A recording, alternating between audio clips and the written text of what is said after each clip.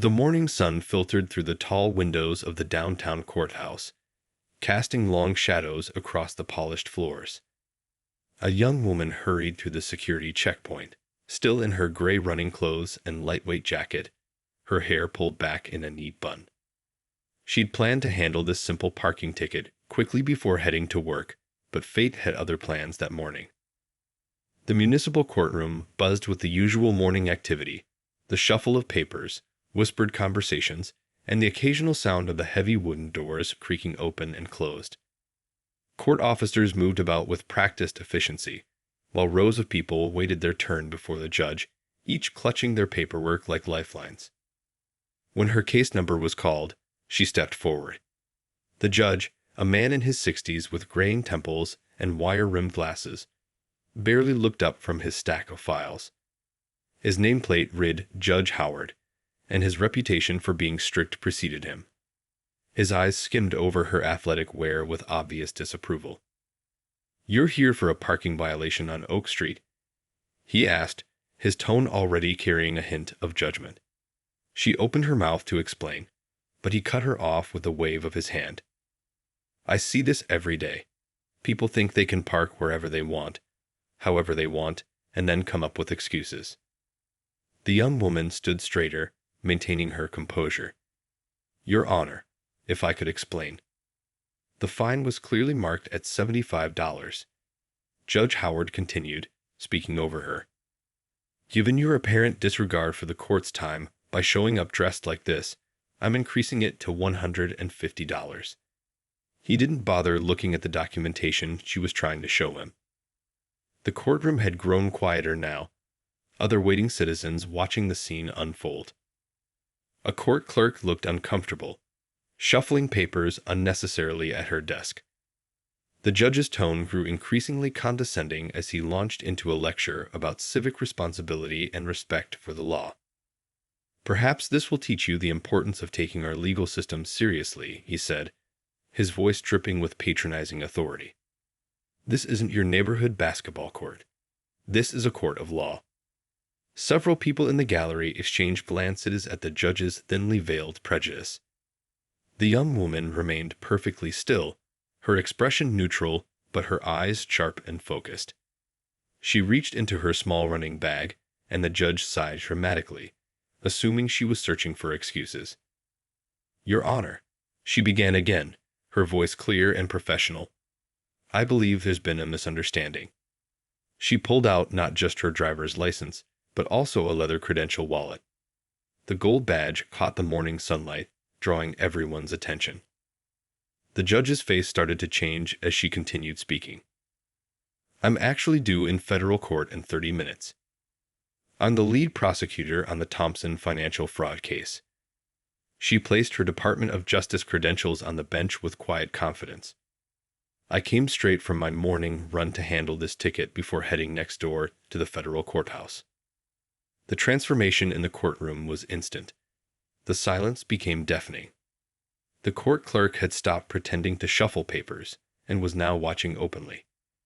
Judge Howard's face went through a remarkable series of expressions, from superiority to confusion, then to dawning recognition, and finally to something approaching fear.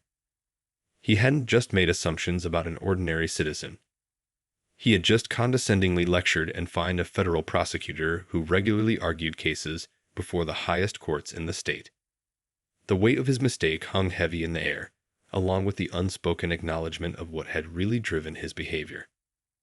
This was just the beginning of what would become one of the most talked about incidents in the courthouse's recent history, a moment that would spark changes nobody in the room could yet imagine. And it all started with a simple parking ticket on an ordinary Tuesday morning. The tension in the courtroom grew thicker as Judge Howard leaned forward in his chair, peering down at the young woman through his glasses.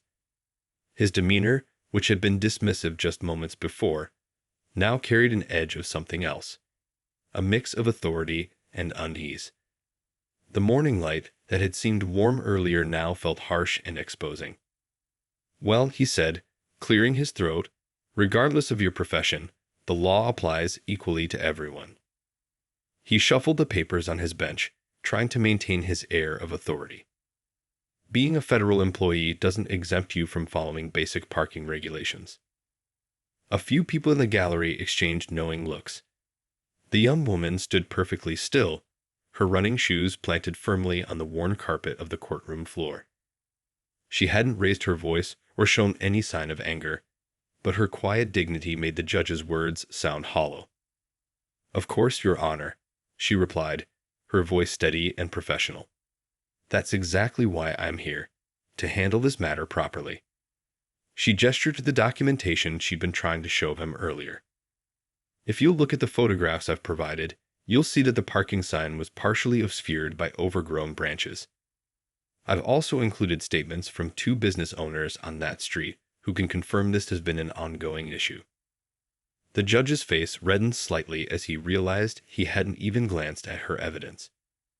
He'd been too busy making assumptions based on her appearance, too quick to judge someone who didn't fit his preconceptions of what a legal professional should look like. A young clerk, who had been watching the scene unfold, stepped forward with the file. "Your Honor," she said quietly, "I can confirm that the City Works Department logged a complaint about those branches 3 weeks ago. They were scheduled for trimming, but hadn't gotten to it yet." The courtroom remained silent as Judge Howard flipped through the papers, now forced to actually examine the evidence he had dismissed earlier. Each turning page seemed to echo in the quiet room. The other waiting citizens, who might normally have been checking their phones or fidgeting impatiently, were fully engaged in the unfolding drama. "I see," he said finally, his voice notably less confident. "And you were heading to the federal courthouse when this occurred."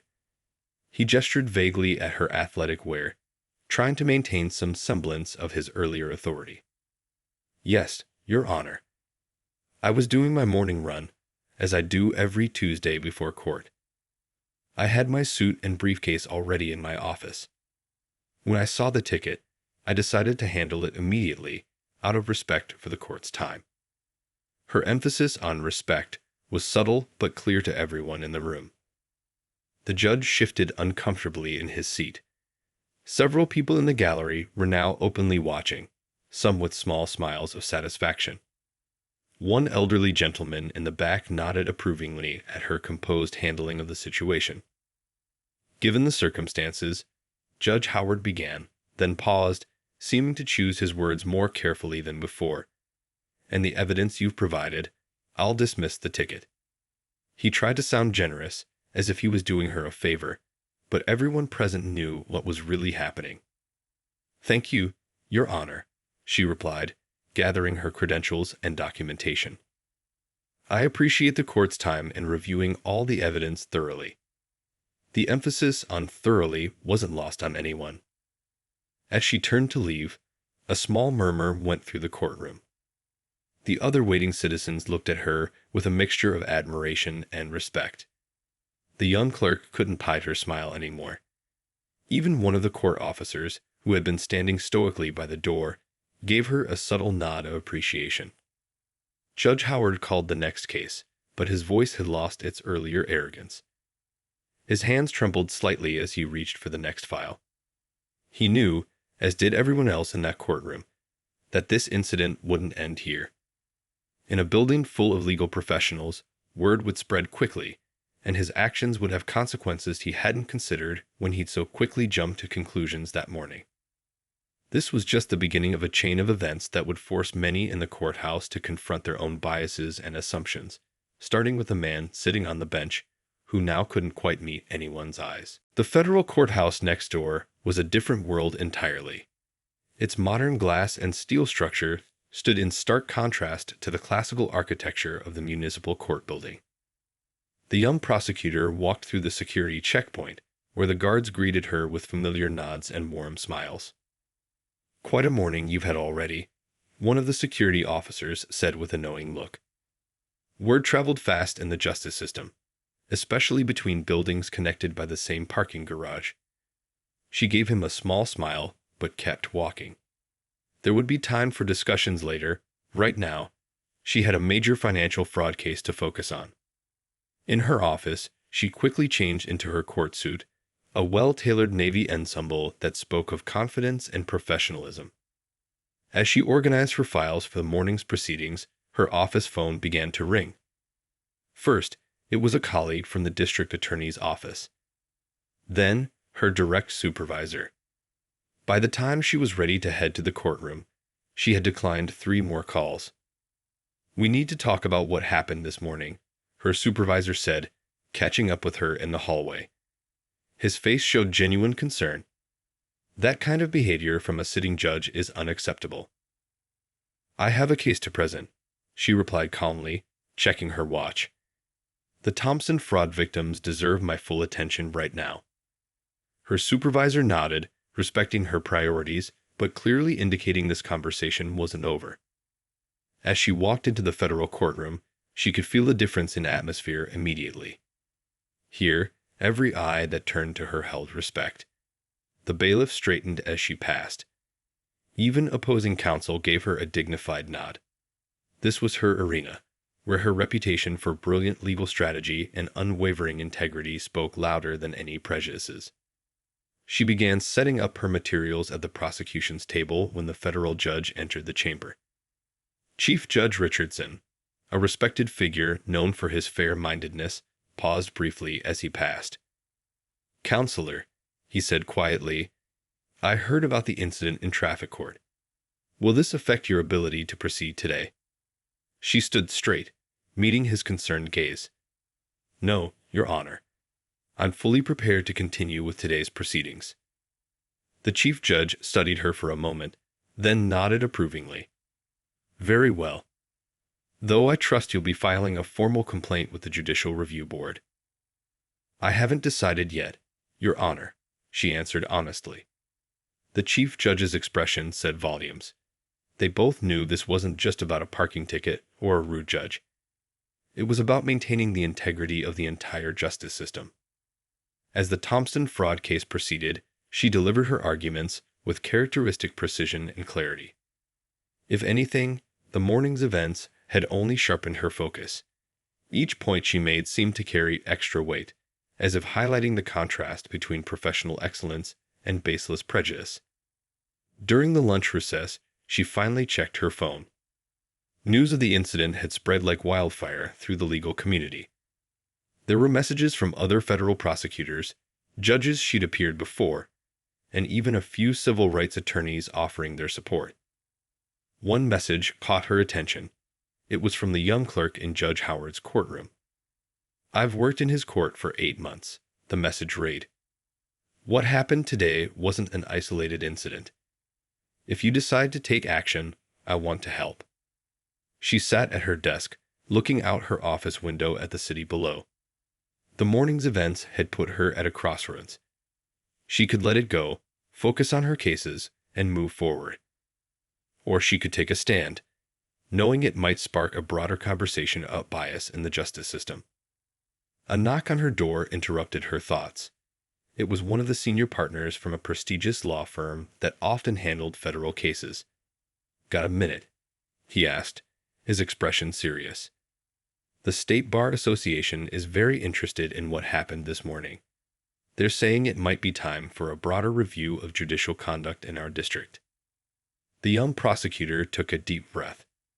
What had started as a simple parking ticket was quickly becoming something much bigger, a potential catalyst for real change in the system she dedicated her life to serving. The question now wasn't whether to act, but how to ensure that what happened would lead to meaningful reform rather than just temporary outrage. She turned back to her desk, pulled out a fresh legal pad, and began to write. Sometimes, she realized, justice needed to be served in unexpected ways. Back in the municipal courthouse, Judge Howard sat in his chambers, his hands clasped tightly on his desk. The afternoon sunlight cast long shadows across the room, but he barely noticed. His secretary had just handed him a copy of an internal memo. The Chief Justice of the State Supreme Court wanted to meet with him first thing tomorrow morning. The judge loosened his collar, feeling the weight of his actions pressing down on him. The morning's events played over and over in his mind, each replay revealing another layer of his own biases he'd never bothered to examine before. His phone hadn't stopped buzzing with messages from other judges and legal colleagues, each notification making him sink further into his leather chair. "Your afternoon docket has been reassigned," his secretary informed him through the intercom. The chief judge's office called. Her voice carried a note of carefully controlled disappointment. She'd worked with him for 15 years, and this was the first time she'd seen him so thoroughly rattled. Down the hall, in the clerk's office, the young clerk who had witnessed the morning's events was speaking quietly with her colleagues. "I've seen him do this before," she explained, "but never to someone who could actually fight back." She was typing up her own account of what she'd witnessed over the past 8 months, documenting dates, times, and specific incidents. The courthouse security guard who had been present that morning was sharing his perspective with others during his break.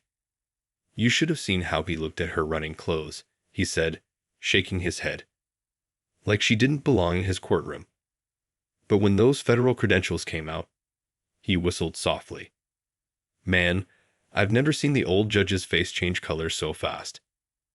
By late afternoon, local legal blogs had picked up the story.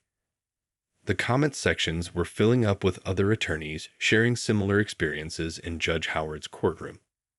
Some had been hesitant to speak up before, but now they felt empowered to add their voices to the growing chorus. A senior court administrator walked briskly through the courthouse halls, manila folder in hand. Inside were printouts of the judge's case statistics for the past 5 years. Data that showed disturbing patterns in how fines were assigned and cases were handled based on appearances, names, and assumptions about defendants' backgrounds. In the parking garage, 2 other judges from the municipal court were having a quiet but intense conversation. "We can't ignore this anymore," the younger judge said. "We've all heard the rumors about Howard's behavior, but now it's out in the open." The older judge nodded slowly. "This could be the wake-up call our whole system needs. It's not just about one judge or one incident. It's about making sure justice is truly blind." Meanwhile, at the State Bar Association office across town, an emergency meeting was being called. The president of the association stood at the window, phone to her ear, listening to yet another account of bias in Judge Howard's courtroom. "Yes," she said firmly, "we are taking this very seriously. The integrity of our entire legal system is at stake." The young federal prosecutor's supervisor was in his office, drafting a formal letter to the Judicial Review Board. His phone rang. It was a reporter from the city's largest newspaper. "No comment at this time," he said professionally, "but we stand firmly behind our prosecutor and her right to be treated with respect in any courtroom." As the day drew to a close, Judge Howard finally left his chambers. The courthouse was nearly empty, his footsteps echoing in the marble hallway. He passed the courtroom where the morning's incident had occurred, now dark and silent. A cleaning crew member was polishing the wooden bench where he had sat for years, making snap judgments about people based on nothing more than their appearance. The judge paused at the courthouse steps, looking out at the city lights beginning to twinkle in the dusk. Tomorrow, he would have to answer for his actions. Tomorrow, he would face not just the Chief Justice, but also his own reflection in the mirror of justice he had failed to keep clean. What had started as a simple parking ticket had become a moment of reckoning, not just for one judge, but for an entire system that sometimes forgot its fundamental promise of equal justice under law. The question now was whether this moment would lead to real change or become just another story in the long history of bias in the American legal system. The next morning arrived with an unusual buzz in the courthouse. Local news vans lined the street outside, their satellite dishes reaching up into the crisp morning air.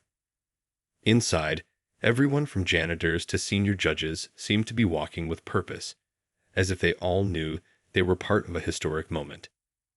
The Chief Justice's office was located on the top floor, its large windows overlooking the city skyline. Judge Howard sat in the waiting area, his usual confidence replaced by visible nervousness. His tie felt too tight, and his hands couldn't stay still. Through the glass doors, he could see several other senior officials gathering in the conference room. "They're ready for you now," the Chief Justice's assistant said, her tone professional but cool. As Judge Howard entered the room, 7 pairs of eyes turned to look at him. The Chief Justice sat at the head of the long table, a stack of files in front of him. Yesterday's incident, the Chief Justice began, his voice firm but measured, has brought to light some very disturbing patterns in your courtroom. He opened one of the files, revealing pages of statistics and reports. We've been reviewing your cases from the past 5 years. Down in the main courthouse, the young clerk who had witnessed the incident was meeting with the Judicial Review Board. Her hands shook slightly as she handed over her detailed notes, but her voice remained steady. It wasn't just yesterday, she explained. I've been documenting similar incidents for months. The way certain people were treated differently based on how they looked or dressed. Meanwhile, at the federal courthouse, the prosecutor was receiving an unexpected visit from the State Bar Association president. Your experience has opened a door, the president explained, sitting across from her desk. We've received dozens of calls since yesterday. Other attorneys, law students, even court staff, they all have similar stories they've been afraid to share. The prosecutor looked at the growing stack of papers on her desk, testimonies, statistics, offers of support. I never intended to start a movement, she said quietly. I just wanted to be treated with basic respect. Sometimes, the Bar Association president replied, the most important changes start with the smallest moments of courage. In the courthouse cafeteria, a group of law clerks huddled around a table, discussing the morning's developments.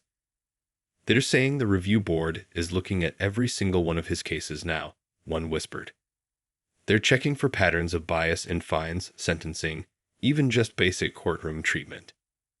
The local news had picked up the story, but they were handling it with unusual care. A veteran court reporter stood outside the building, explaining to her camera crew, this isn't just about one incident or one judge. This is about examining the hidden biases that can affect our entire justice system. By afternoon, word spread that Judge Howard had been temporarily relieved of his duties pending a full investigation. The courthouse rumor mill was working overtime. Some said he'd been defensive in the meeting. Others heard he'd broken down and admitted to years of unconscious bias. In a quiet corner of the law library, 2 young law students were reviewing their constitutional law textbooks with fresh eyes. You know, one said to the other, we always study these big, historic cases about justice and equality, but sometimes it's the small moments that make real change happen. The prosecutor spent her lunch break on a conference call with civil rights attorneys from across the state. They weren't just talking about punishment for one judge. They were discussing systematic changes, new training programs, better oversight, and ways to make the justice system truly accessible to everyone. Late in the day, the Chief Justice called a press conference. Standing before a forest of microphones, he spoke with careful consideration. The integrity of our justice system depends on equal treatment under the law. When we fail to provide that, we must acknowledge our mistakes and take concrete steps to do better. As the sun set on the second day of what was becoming a watershed moment for the local justice system, the prosecutor stood at her office window, watching the news vans pack up for the day. Her phone buzzed with another message, this time from a young law student who had been in Judge Howard's courtroom the day before. Thank you for showing us that one person really can make a difference. What had started as a simple morning confrontation had grown into something much larger. A moment of reckoning that forced an entire legal community to look in the mirror and ask hard questions about justice, fairness, and the unconscious biases that can shape our actions in ways we don't even realize. A week had passed since the parking ticket incident, but its ripple effects were still spreading through the legal community. The morning started with a packed conference room at the State Bar Association building, where lawyers, judges, and court administrators gathered for an emergency meeting about judicial conduct. The young federal prosecutor sat in the front row, watching as slide after slide revealed troubling patterns in the local court system. It wasn't just about Judge Howard anymore. The data painted a picture of systemic issues that had gone unchallenged for far too long. Look at these numbers, the the presenter said, pointing to a graph. The average fine for the same offense varies by up to 200% depending on the person's appearance, name, or zip code. The room fell silent as the implications sank in. Meanwhile, across town, Judge Howard sat in a mandatory bias training session. The man who had once commanded his courtroom with such authority now took notes quietly, his face showing hints of genuine reflection. Next to him, other judges from various courts listened intently, many of them realizing they might have their own unconscious biases to address. It's not about being a bad person, the training facilitator explained, her voice gentle but firm. It's about recognizing patterns we might not even know we have, and actively working to change them. In the courthouse cafeteria, the young clerk who had documented Judge Howard's behavior was having lunch with colleagues. "More people are coming forward," she said, stirring her coffee. Not just about him, but about similar experiences in other courtrooms too. Her phone buzzed with another email. Another court employee wanting to share their story. The local law school had turned the incident into a teaching moment. In one classroom, students engaged in a heated discussion about ethics and bias in the legal system. "But how do we fix it?" One student asked, frustration clear in his voice. "How do we make sure justice really is blind?" The professor smiled. "Sometimes change starts with one person brave enough to stand up and say, 'This isn't right.'" Several students glanced at the empty seat in the front row. Its usual occupant was now busy testifying before the Judicial Review Board. Back at the federal courthouse, the prosecutor found a handwritten letter on her desk. It was from an elderly woman who had appeared before Judge Howard last year. "I left his courtroom feeling small," the letter read. "But watching you stand up to him gave me hope. Thank you for being strong when the rest of us couldn't be." The media coverage had evolved from sensational headlines to thoughtful analysis. A respected legal journal published an in-depth article about bias in the courts, using the parking ticket incident as a launching point for a broader discussion about reform. In the courthouse parking garage, two bailiffs discussed the changes they'd already noticed. "Judges are being more careful now," one said, "actually listening to people's explanations instead of just making assumptions." The other nodded, adding, "And you should see how polite Judge Taylor is now, actually looking people in the eye when they speak." The prosecutor's supervisor called her into his office late that afternoon. "The state Supreme Court wants you to serve on their new Judicial Conduct Committee," he said, sliding a formal letter across his desk. "They're serious about making real changes." She picked up the letter, thinking about how a simple parking ticket had turned into something so much bigger. "Sometimes," her supervisor added, "the system needs a wake-up call. You provided that." As the day drew to a close, a young law student stopped the prosecutor in the courthouse lobby.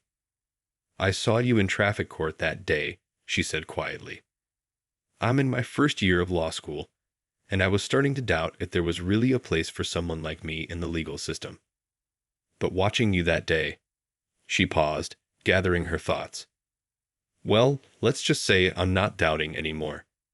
The prosecutor smiled, remembering her own days as a law student, how she'd once wondered the same things. Now here she was, not just practicing law, but helping to change the system itself. As she walked to her car, she noticed the parking sign that had started it all, now clearly visible, the branches neatly trimmed away. Sometimes the biggest changes start with the smallest moments of courage, she thought. And sometimes a simple parking ticket can open the door to conversations that needed to happen for a very long time. 2 weeks into the investigation, the courthouse had transformed into a hub of reform activity. Early morning light streamed through the windows as the Judicial Review Board gathered for their third straight day of hearings. The room buzzed with anticipation as Judge Howard prepared to make his first public statement. The normally confident judge approached the podium looking different than anyone had ever seen him. His shoulders carried the weight of reflection, and his hands trembled slightly as he adjusted his reading glasses. The room fell silent. "For 30 years," he began, his voice heavy with emotion, I've prided myself on being a fair judge. But these past 2 weeks have forced me to confront some uncomfortable truths about myself. You paused, taking a deep breath. I've had to face the fact that what I thought was fair judgment was often colored by prejudices I didn't even realize I held. In the audience, the young clerk who had documented his behavior sat straight-backed, her notebook open. Next to her, other court employees listened intently, some nodding in recognition of their own unexamined biases. The incident with the federal prosecutor, Judge Howard continued, wasn't just about a parking ticket. It was about power, assumptions, and the kind of justice system we want to be. His voice cracked slightly. I've spent the past 2 weeks reviewing cases where I may have let my biases affect my decisions. The patterns I've found, they keep me awake at night. Meanwhile, in another part of the building, a training session was underway. Court staff from every department participated in exercises designed to highlight unconscious bias. The trainer, a respected ethics professor, led them through scenarios that made many shift uncomfortably in their seats. Remember, the trainer said, awareness is just the first step. Real change happens in those small moments when we catch ourselves making assumptions and choose to think differently. The federal prosecutor had been invited to speak at a national conference about judicial reform.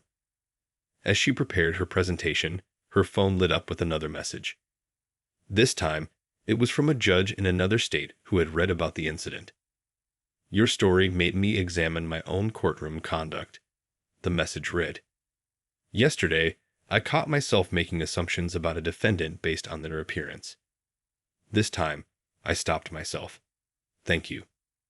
Back in the review board hearing, Judge Howard was describing his plans for making amends. I've asked to be part of the solution, he said. I want to share my story with other judges to help them recognize their own blind spots before they make the mistakes I did. In the courthouse cafeteria, a group of public defenders discussed the changes they'd already noticed. The judges are actually listening now, one said, stirring her coffee. Really listening, not just going through the motions. A senior court administrator walked past, carrying a stack of new guidelines for judicial conduct. The paperwork that had seemed like a burden 2 weeks ago now felt like a step toward real change. We're updating everything, she explained to a curious intern. From how we train new judges to how we handle complaints about bias. Outside the building, a small group of law students had gathered for a peaceful demonstration supporting the reforms. Their signs spoke not of anger, but of hope for a better justice system. Equal justice under law. Let's make it real, read one banner. The prosecutor's supervisor stopped by her office late that afternoon.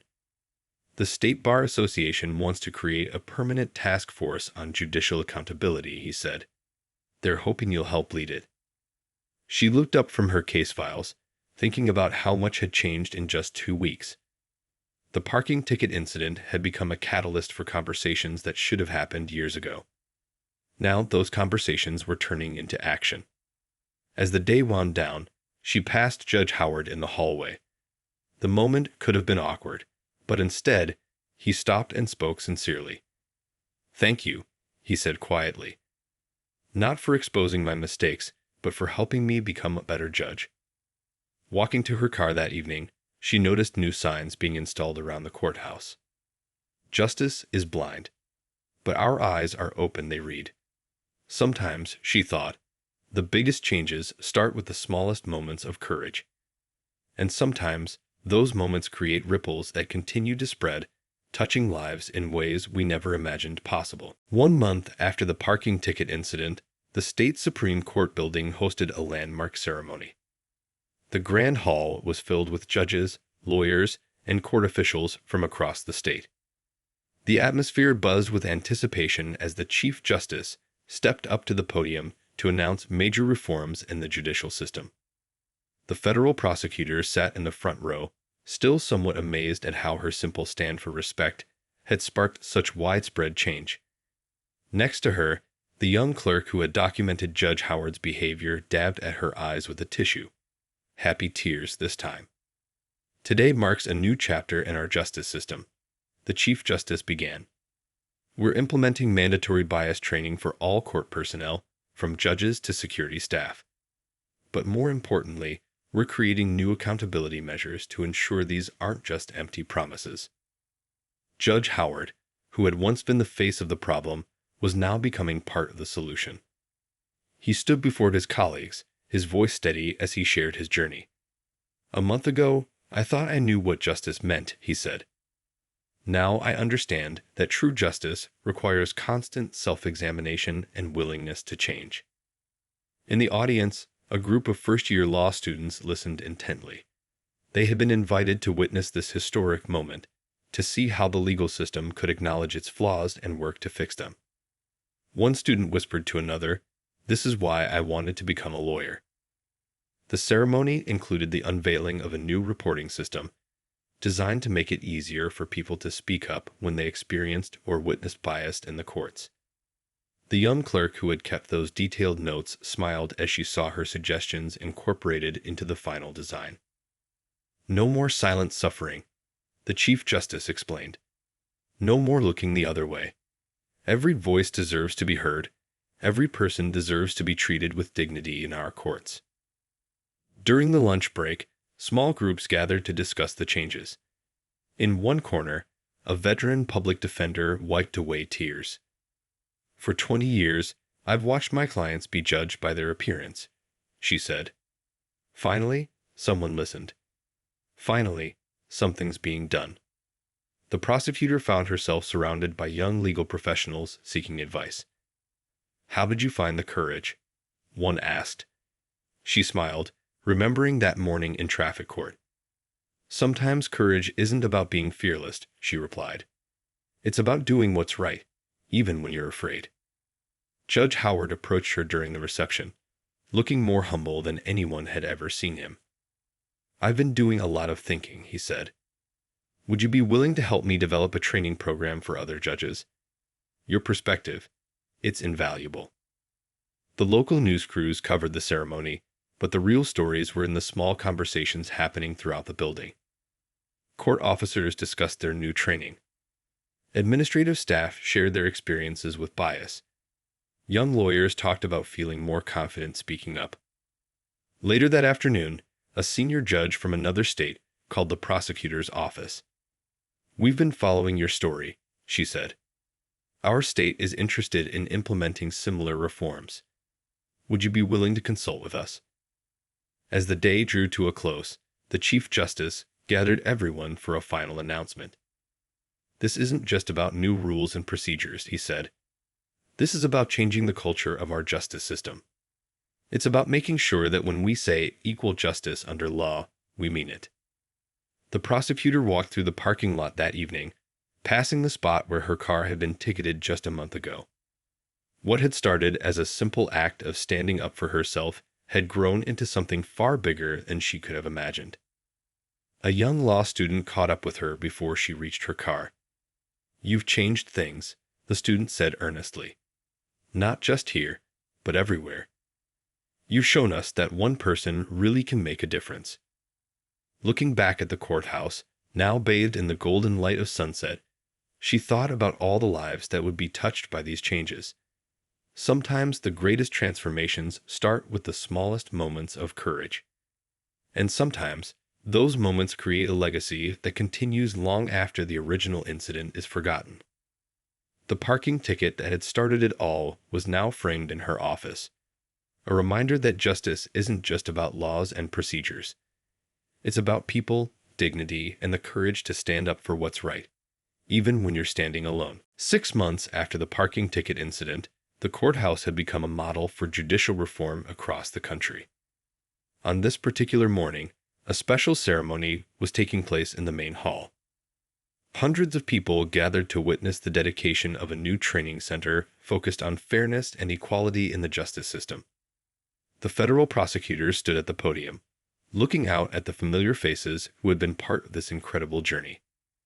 In the front row sat Judge Howard, who had transformed from a symbol of bias to a champion of change. Next to him, the young clerk whose detailed notes had helped spark the investigation smiled encouragingly. 6 months ago, I walked into traffic court wearing running clothes, the prosecutor began, her voice clear and strong.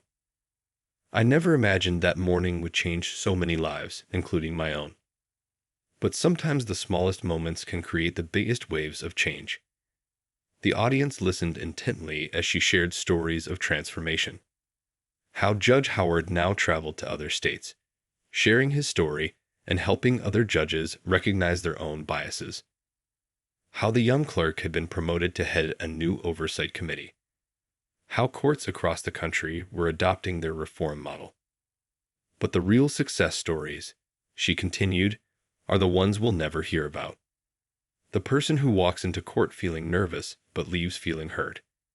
The judge who catches themselves making assumptions and chooses to listen instead. These are the quiet victories that happen every day. In the back of the room, a group of new judges in training watched attentively. They were part of the first class to go through the new bias awareness program. One of them whispered to another, "Can you believe this all started with a parking ticket?" The Chief Justice stepped forward next, his face beaming with pride. In just 6 months, our court system has seen remarkable changes. Complaints about unfair treatment have dropped by 70%. Public trust in our courts has increased significantly. But most importantly, people feel heard. Judge Howard's turn at the podium brought tears to many eyes. "I spent 30 years thinking I was a fair judge," he admitted, his voice thick with emotion. "It took one brave person to show me how wrong I was. Now I've reviewed over 500 of my old cases, working to right the wrongs where I can." The young clerk shared statistics that showed the impact of their reforms. Other courts had reported similar improvements after adopting their training programs. "Change is possible," she said firmly. "We're proving it every day." As the ceremony continued, a surprise announcement brought gasps of joy from the crowd. The State Bar Association had created a new annual award for promoting equality in the justice system. It would be named after the parking ticket incident that started it all. After the main ceremony, people gathered in small groups, sharing stories of change. A public defender talked about how different the courtrooms felt now. A court officer mentioned how the new training had opened his eyes to his own unconscious biases. The prosecutor found herself in conversation with a group of law students. "What advice would you give us?" one asked eagerly. She thought for a moment before responding, "Never be afraid to stand up for what's right, even if you're standing alone. Your courage might inspire others to find theirs." As the day drew to a close, she walked through the courthouse halls, passing the newly installed plaques promoting equality and justice. The traffic court where it all began had been transformed into a training center, where judges learned to look past their biases and truly listen. Outside, the setting sun cast long shadows across the courthouse steps. A young couple stopped to read the new motto engraved above the entrance. "Justice sees all, hears all, serves all." Judge Howard caught up with her in the parking lot. "You know," he said thoughtfully, "that parking ticket was the best thing that ever happened to me. It made me a better judge, but more importantly, it made me a better person."